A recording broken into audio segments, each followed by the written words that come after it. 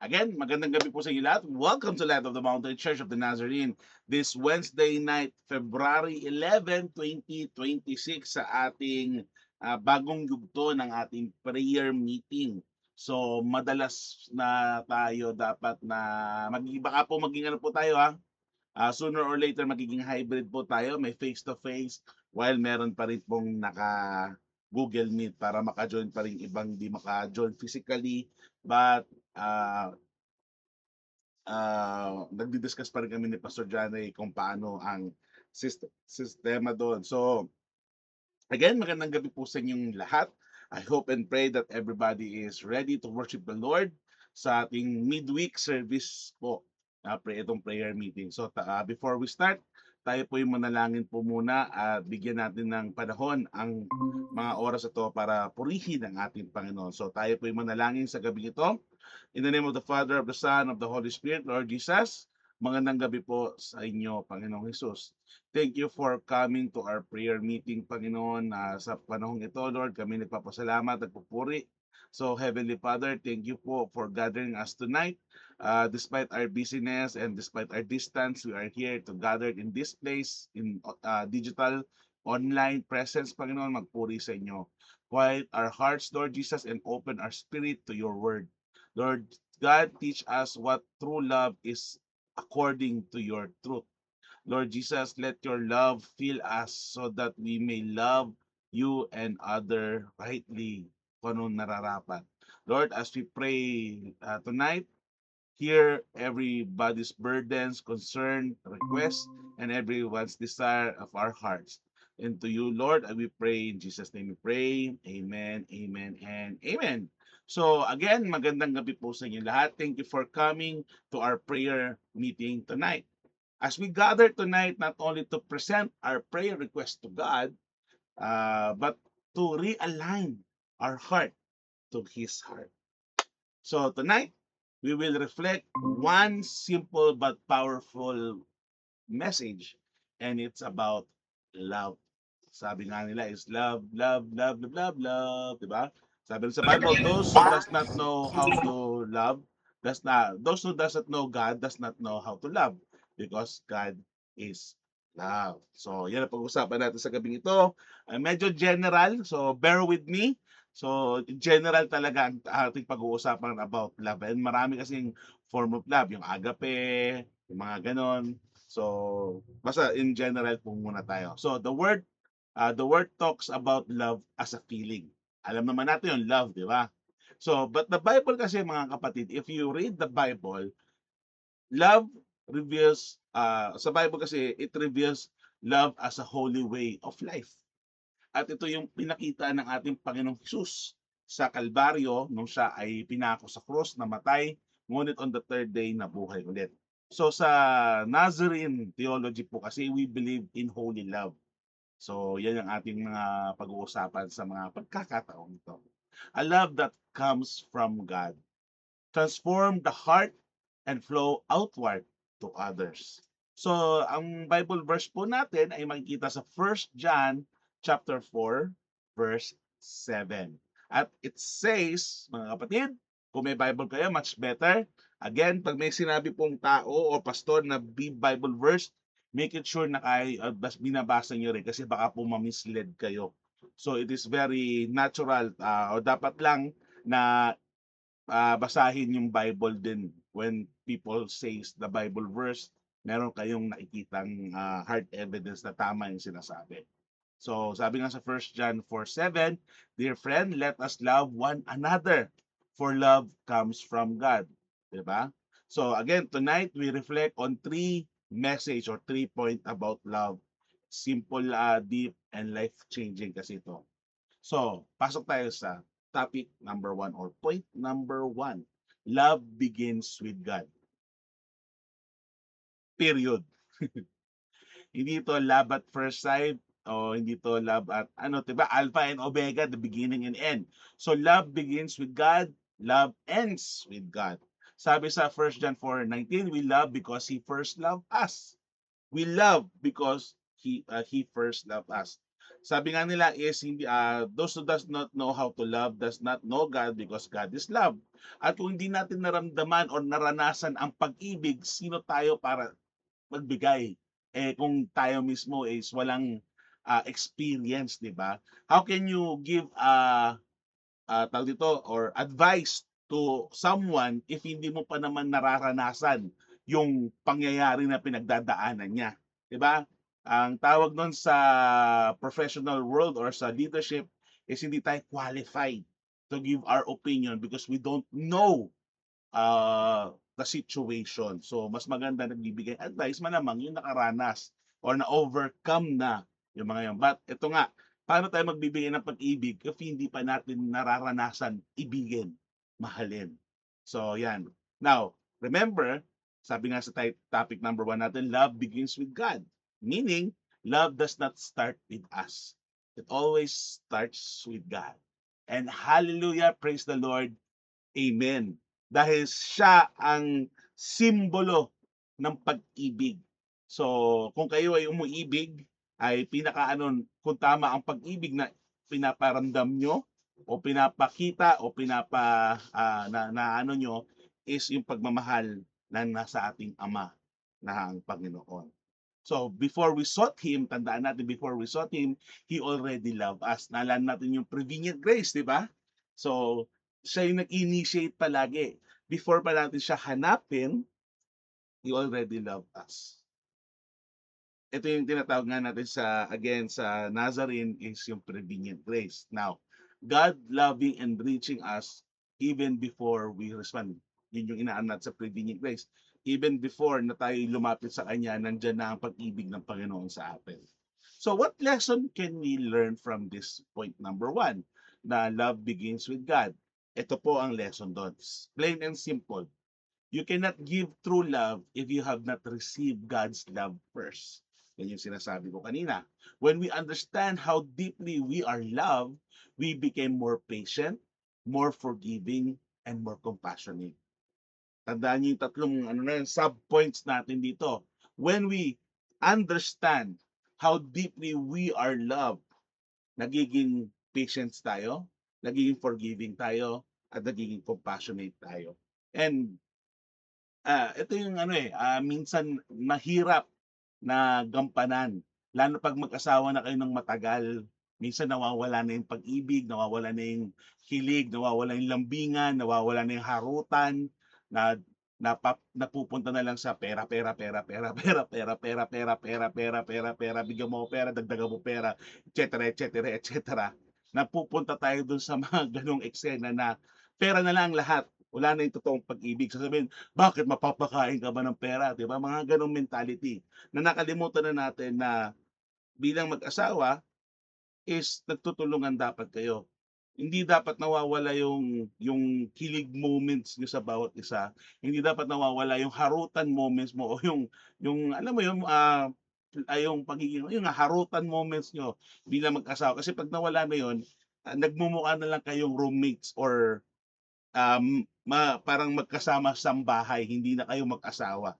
Hindi lang naman gano'n, maraming klase ng pag-ibig. Because tandaan natin 'pag nakaranas tayo ng pag-ibig, alam natin kung paano mag-share ng pag-ibig na ito. Because naramdaman natin 'to, na nasarapan tayo, na in-acknowledge natin 'to, inano natin 'to, kaya natin naibibigay ito. Again, when we understand how deeply we are loved, not just by God, by your parents, by your spouse, by your kids, 'di ba? By your friends, we became more patient, more forgiving, and more compassionate. Now, prayer begins to flow naturally when we are loved. Kasi pag nagkaroon tayo ng, alam niyo, totoo, to be honest, pag sa relationship natin sa Panginoon, when we trust God and we acknowledge that talagang pinapamuhay natin ng mahal natin ng Panginoon, hindi mo kayang hindi mo kayang isang araw na hindi siya kausapin.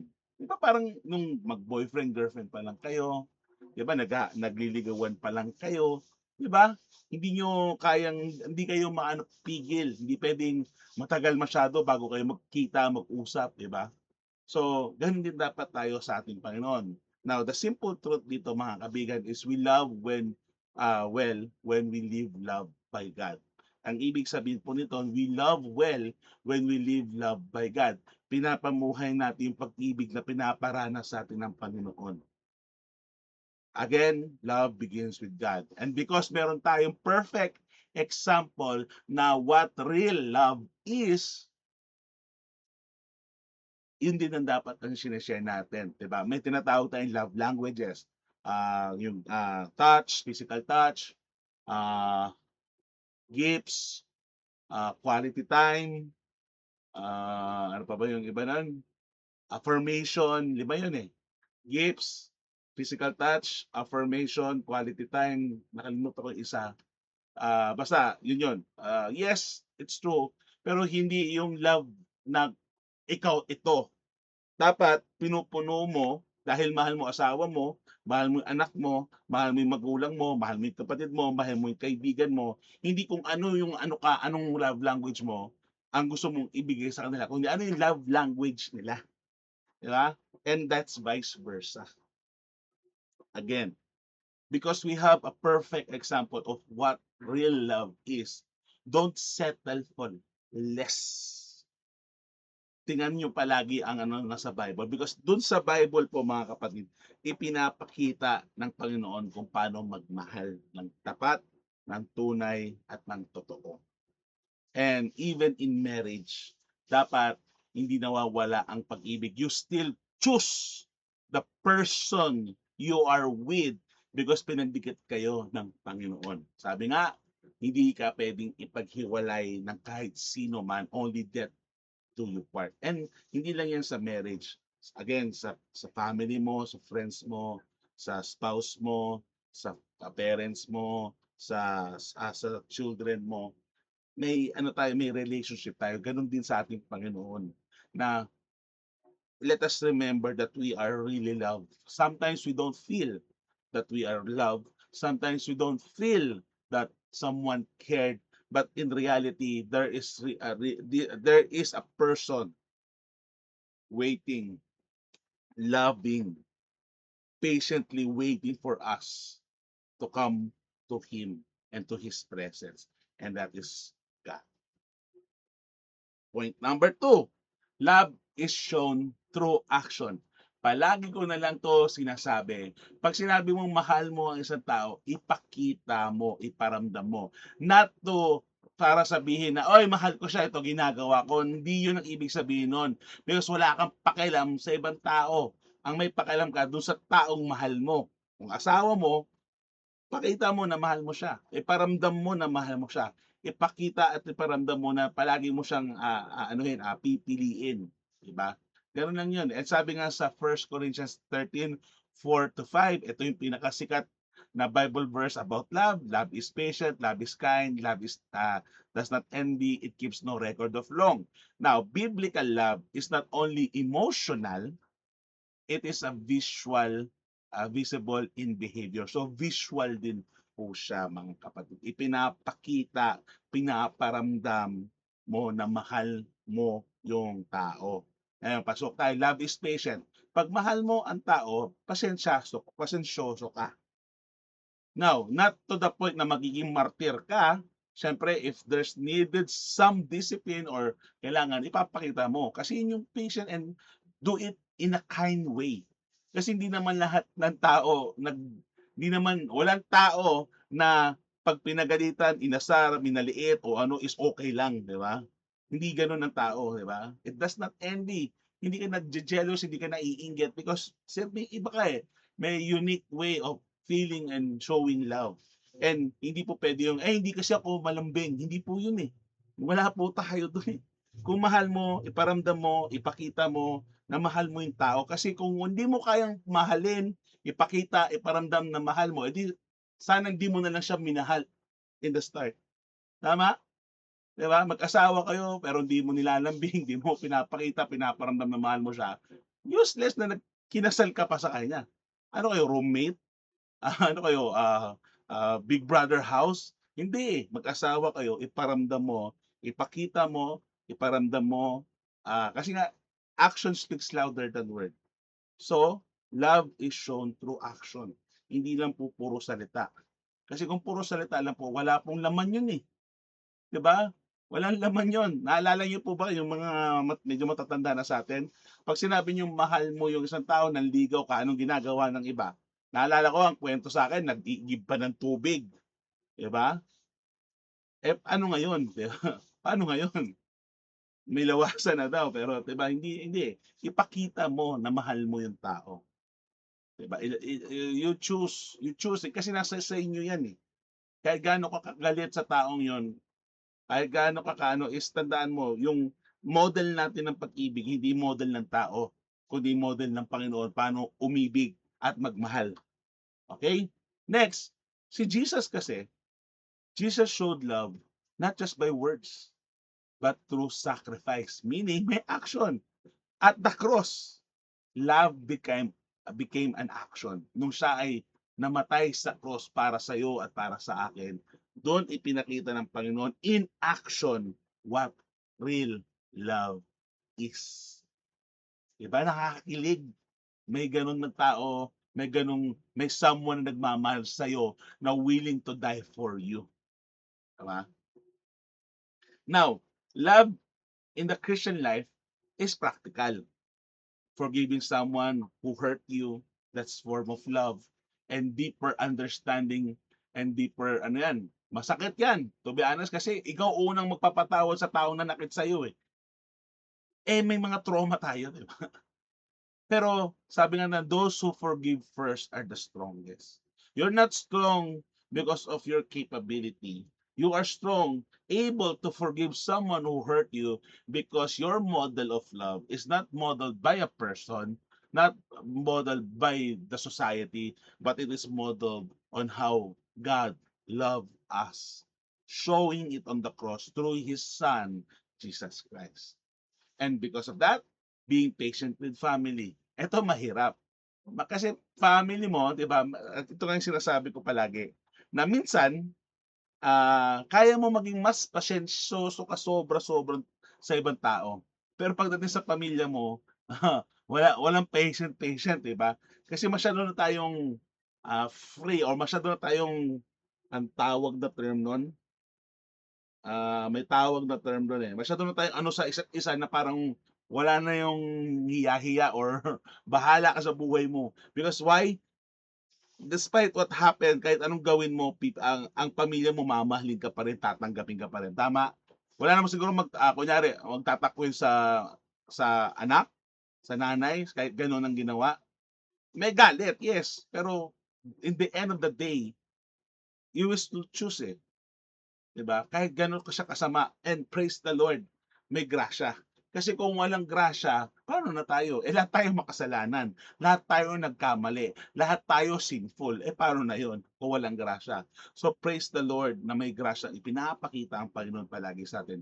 Kasi we are not ano, eh, wala tayong karapatan, eh, wala tayong ano, eh, 'di ba na tayo ay dapat pumunta sa kadakdakatang apoy, pero God choose to love us. God choose to forgive us. God choose to be patient for us. God choose us regardless of our dirtiness,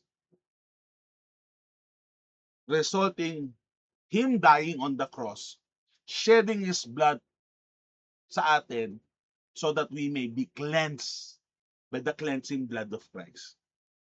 Also, dahil ano nga sa pag-ibig is nagpipray ka sa tao. That's love. That's love. And one of the pastors, ang trabaho ng pastor is to pray for the members. Ang problema, paano ka pagpe-pray ng pastor kung hindi mo sasabihin? Ang tandaan niyo, ang pastor po hindi po mind reader 'yan o manghuhula. Although we can pray, regardless, we still pray. I pray for my members sa church. Pero mas maganda kasi mapag-pray ito ng anong tawag dito, yung mapag-pray na tawag nun, sorry, nakalimutan ko yung tamang term. Complete, hindi complete, eh. Yung ano detailed ba, 'di ba? Detailed prayer para sa Panginoon. Anyway, now, serving even when tired. Yan yung sacrifices na pinapakita mo. Yung service, isa sa mga service, quality time, physical touch, gift, pati ano yung isa affirmation, yun. Now, sa Nazarene theology kasi, holy love is lived out daily as Christ-like character. So, characteristic ng isang totoong Christ-like Christian, kaya nga tinawag na Christian, Christ-like ang tao because again, model natin si Jesus Christ. If love is real, it will be visible. That's the simple truth of point number 2. If totoo yung pag-ibig mo, pinaparamdam mo to at ipinapakita. So that's love. Now, point number 3, last but not the least, love make us more like Christ. Kasi ang pag-ibig, kung hindi ka magiging Christ-like sa pag-ibig na meron ka, hindi totoong pag-ibig yon. Kasi again, ang role model natin o ang model ng pag-ibig natin, hindi yung model ng mundo, kundi yung model ng Panginoon. Sabi nga sa 1 John 4:18, perfect love drives out fear. Anong ibig sabihin nito? Ibig sa perfect love kasi ito yung pag-ibig ng Panginoon. And because perfect ang pag-ibig ng Panginoon, there is no space of fear and doubt. Because God is good, God is real, and God gave us the perfect love na pwede natin maramdaman through Jesus Christ, His Son. God's love does not only comfort us, mga kapatid, it also transforms us. And we should be transformed. Because if walang transformation sa relationship natin sa Panginoon, sa pagtanggap natin ng grasya at ng pag-ibig niya, ibig sabihin, hindi po talaga natin pinili pa ang Panginoon. Because if we acknowledge, we choose, and we sacrifice everything to the Lord, there should be changes. May transformation. Because if there is no transformation, wala po talagang totoong revelation or wala talagang wala. Kasi wala lang. Kasi it's easier said than done. Madali magsabi ng mahal kita, Panginoon, pero pag walang action, walang pagbabago, totoo ba talaga yun? Now, when His love fills our heart, mga kapatid, ito lang mangyari. Fear decreases, anger softens, bitterness heals, and holiness grow. This is we believe as Nazarene. Ito yung pinaniniwalaan natin bilang isang Nazarene. God's love sanctifies us, making our heart pure and fully devoted to Him. Ibig sabihin po, hindi na kalyado yung puso natin. Hindi na manhid ang puso natin because God gave us a pure heart. Diba sabi nga sa isang kanta, create in me a pure heart, O Lord. Now, mga kapatid, brothers and sisters in Christ, as we grow in love, we grow in holiness. As we love God deeply, mga kapatid, we begin to love people correctly. Again, it takes sacrifices to do such thing. Sabi nyo, you fully trust the Lord. Kasi hindi po talaga madaling magpatawad ng tao. Hindi rin po madaling maging pasensyoso sa mga tao. Hindi rin po madaling magmahal ng ibang tao. Pero because we have a perfect model of what love really is and what it really means, meron tayong step by step. Kasi nasa Bible naman yan. Mahirap? Yes. Kailangan? Yes. Kaya? Of course, kaya. As long as Jesus is in us. Because if God is not with us, it is impossible to love truly someone. Because hindi, sabi nga, those who does know how to love does not know God. Because God is love. Now, a heart filled with God's love becomes a heart like Christ. Kaya nga magiging Christ likeness tayo. So tonight, ano ba ang naaalala natin o naintindihan natin? First of all, love begins with God. That's point number one. Point number two, love is shown through action. Kasi kung walang action, puro salita lang, does it really, talaga bang love yun? It should have action. Number three, or point number three, love transform us to be Christ.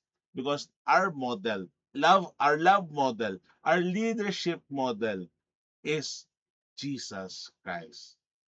In the beginning and in the end, si Jesus Christ pa rin. And as we enter into our prayer this evening, let us not only ask God for things, huwag lang gamit. Let us ask Him to fill us with His holy love. Because when love fills our heart, it fills our home, it fills our family, it fills our community, our church, our nation, our world.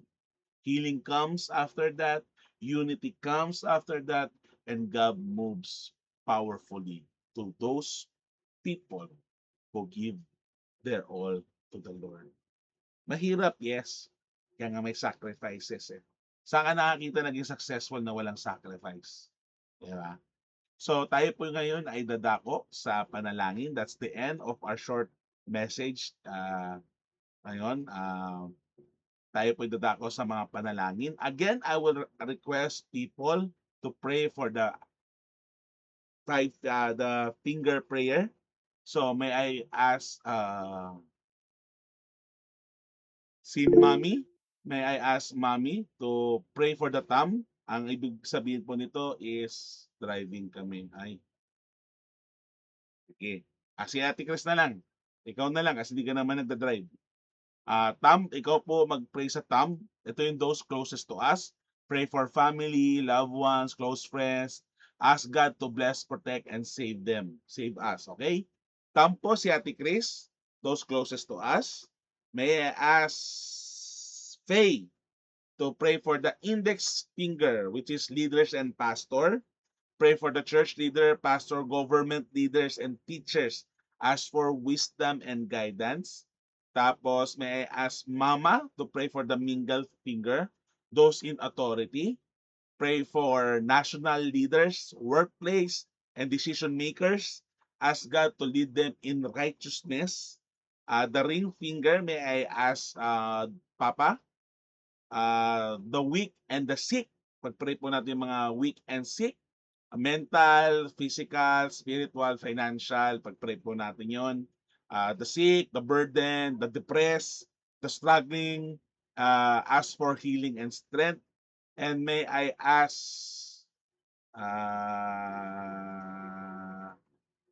Nanay Flor, can you pray for, ay nawala.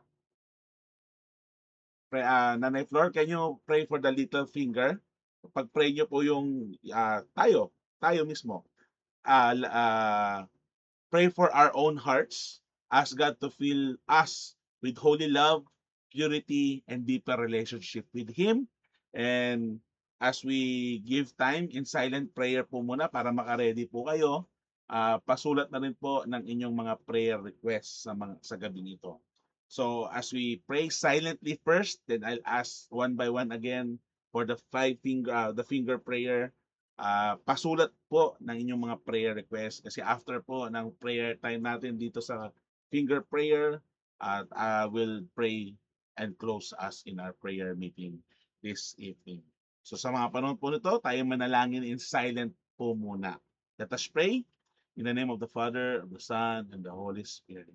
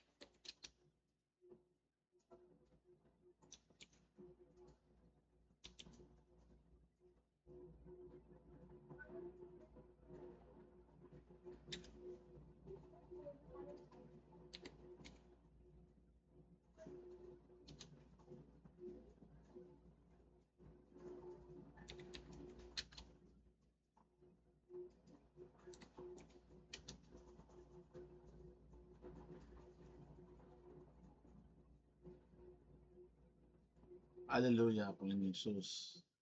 May I ask Ate Chris to pray for the closest to us or the thumb?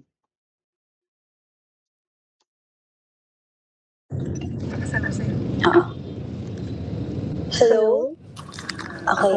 Ama naming Diyos, maraming salamat po sa biyaya ng pamilya at sa mga taong inilagay mo sa aming buhay. Ngayon ay tinataas namin sa iyo ang aming pamilya at lahat ng malalapit sa amin. Ingatan mo po sila saan man sila naroroon. Ilayo mo sila sa anumang kapahamakan, sakit, aksidente at panganib.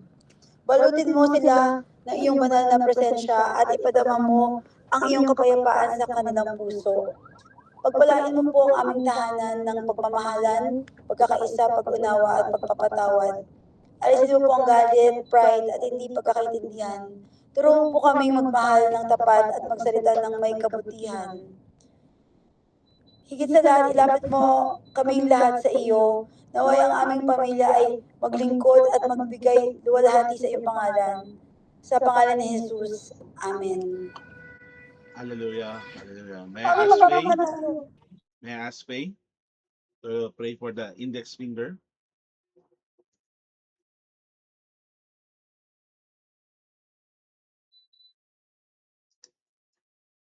Faye? Index finger, Faye? Hello? Faye?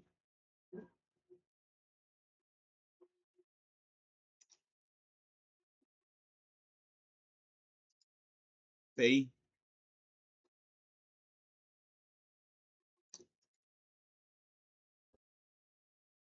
Hey, Faye, may I request Faye to pray for the index finger?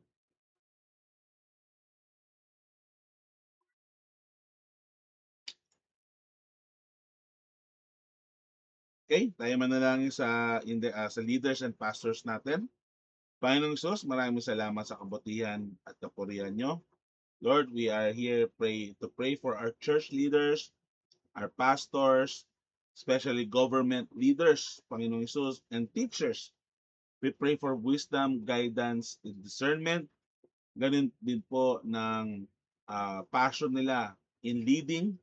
May maging pure po sana ang kanilang intentions at gabayin niyo po ang mga ito upang as they lead us to a better and godly leadership na kanilang ipapakita, lalo na po sa mga pastors namin, mga leaders ng church, mga members, at ganda rin po sa mga teachers na meron kami. Hindi lang po sa simbahan namin, kundi sa buong mundo, sa mga leaders, church leaders, pastors, government leaders, and teachers. Lord God, we pray for wisdom, guidance, and discernment coming from you. In Jesus' name we pray. Amen. May I ask Mama to pray for the middle finger or those who are in authority? Ma?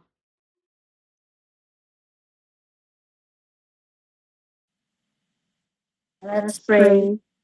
Dakilang Diyos sa mga pangyayari sa lahat. Ama, sa gabi ito, nilalapit namin, Panginoon, ang mga leaders ng aming bansa, Panginoon, hindi na lahat ng buong Pilipinas, Panginoon, mula sa mababa hanggang sa mataas na mga nangunguna sa amin, Panginoon. Dalangin po, O Diyos, na kayo po ang manguna sa kanila, sa decision making nila, sa kung ano man ang kanilang mga gagawin. Tulungan niyo po sila, Panginoon, maging honest, maging hindi po kurap, Panginoon. Tulungan niyo po sila, Panginoon. Ilid mo po sila in righteousness, Panginoon. Looban niyo po sila, Panginoon, ng inyong righteousness. Sa ganun, makapag-decision sila ng okay, na hindi po puro kurap ang gagawin nila sa bansang Pilipinas.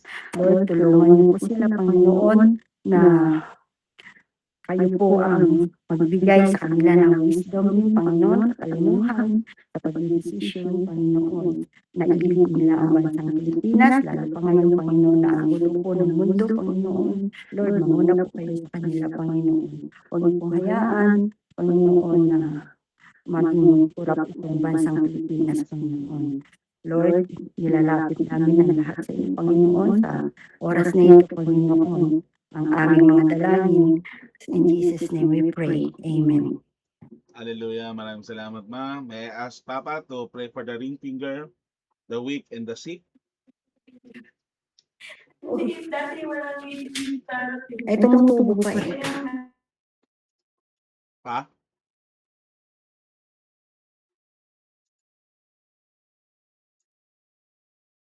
Pa, can you lead us sa prayer, the ring finger, for the weak and the sick?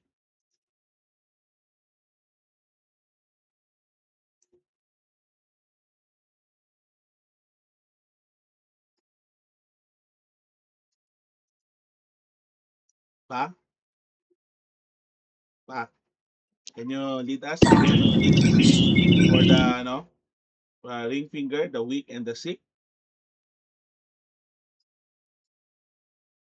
Okay. Sorry. Okay, let's pray. Our Heavenly Father, again this evening, we would like to thank you for all the blessings that you bestowed upon us, Panginoon. And once again, Lord, please forgive us for all our sins. Shield us with your precious and powerful blood that shed on the cross of Calvary. Gawin mo po kami karapat dapat malinis sa iyong harapan, Panginoon. So that naman po, Panginoon, ang aming mga panalangin this evening ay naway wala po maging hindrance, Panginoon. Lord, pinagpe-pray po namin ang lahat ng aming mga mahal sa buhay na may karamdaman, na may pinagdadaanan, Panginoon. Lord, pagalingin mo po sila, yung may mga sakit, physically, spiritually, kayo pong bahala sa kanila, Panginoon. As you have said in Isaiah 53 verse 5, by your stripes, we are healed, Panginoon. Lord, alam po namin, kinuha mo na lahat ng uri ng sakit karamdaman 2,000 years ago pa, Panginoon. Bayad na yun, Panginoon, we acknowledge it. At ito po ang isang promise mo sa aming mga anak mo. Kaya Lord, in Jesus' name, with your precious blood, Panginoon, with your stripes, heal, lalo na ang mga mahal namin sa buhay na may pinagdadaanan, may karamdaman, bigyan mo po muli sila ng kalakasan at kalusugan, Panginoon. At ipahintulot mo, Panginoon, na makapaglingkod pa sila sa iyo, Panginoon, hanggang sa iyong pagbabalik, Panginoon. Sa mga may mga pinagdadaanan namin kapatiran din, ikaw nang patuloy na magpalakas sa kanila, Panginoon. As you have also said in Psalm 91 verse 2, sinabi mo, I will say of the Lord, He is my refuge and my fortress, my God, in Him will I trust. Panginoon, muli, panghahawakan po namin ang iyong mga salita, sapagkat ang iyong mga salita ay ang aming mga gabay, patnubay sa aming buhay dito sa mundong ito na aming ginagalawan. Lord, into thy hands muli, all these things we ask and pray in Jesus' name, our Lord and Savior. Amen. Amen. Maraming salamat pa. Night Floor, can you lead us in the pinky prayer?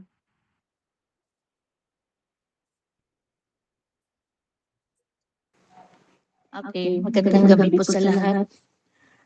Panginoon po, pinagdadasal po namin ang aming mga kasamahan sa simbahan po na sana po patuloy sila sa pagsamba sa iyo at bumalik sila sa iyo paan, Panginoon ko. At maalaala kanila, Panginoon, dinadalangin ko po ito sa iyo at sa araw-araw na lahat. At sana po, Panginoon ko, dinadalangin ko rin po na i-bless mo po kami lahat, lalo-lalo na lahat kami ng mga member ng church. At yung mga nasa labas pa po, na sana po, mahikayat namin sila at maisama namin sila sa pagsamba sa iyo at sa pagpapaniwala sa iyo. Palambutin niyo po ang kanilang puso para bumalik sa iyo at maniwala sila sa iyo. Ikaw lamang ang aming Panginoon, ikaw lamang ang tagapagligtas ng mundo. Ikaw lamang ang aming pinakamataas sa lahat, Panginoon ko. Sana po, palambutin mo ang kanilang puso. Ang lahat na ito ay aking dinadalangin sa pangalan ni Jesus.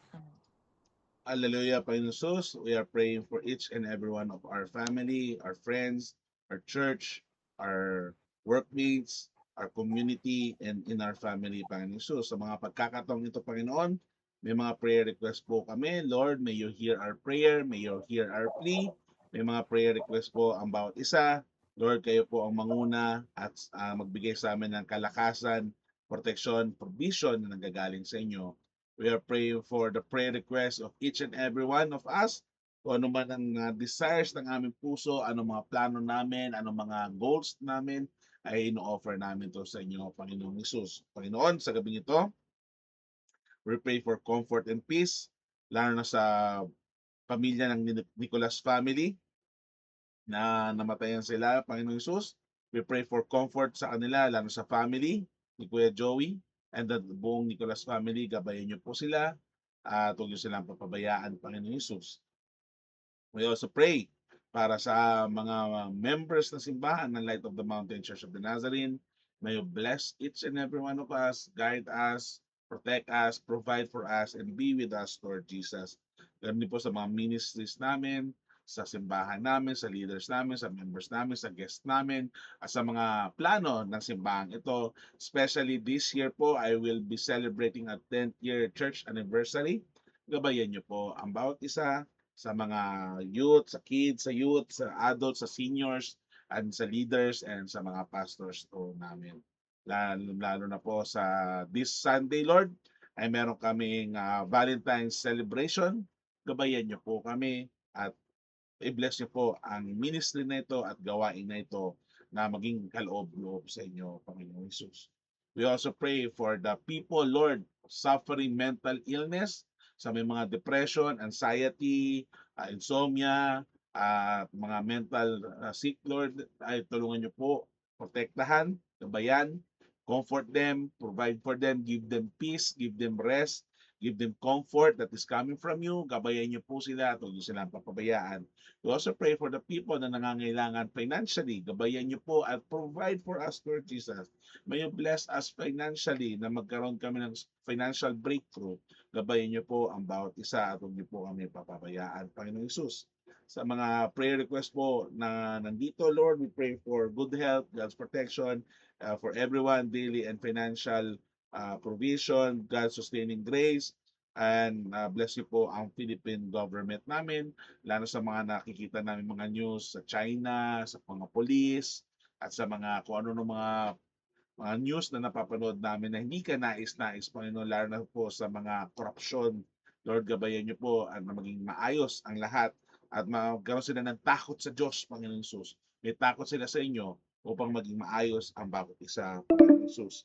We also pray for the prayer request ng iba, Lord, like long life, complete healing, yung mga work namin, mga lakad namin, God's protection, sa mga shield ang mga tao sa karamdaman at sakuna, financial and daily provision, good weather, lalo na po sa mga pumutok po ang mga bulkan, sa mga bagyo, sa mga earthquakes at tsunami or ano pa mga problema, Lord, ay protektahan niyo po ang bawat isa sa amin, ang church anniversary namin, ang simbahan, ang opisina, ang discipleship class, at ang church namin, Panginoon Jesus. We also pray for our Sunday school worship service, Valentine's celebration, and work stuff, Panginoon Jesus.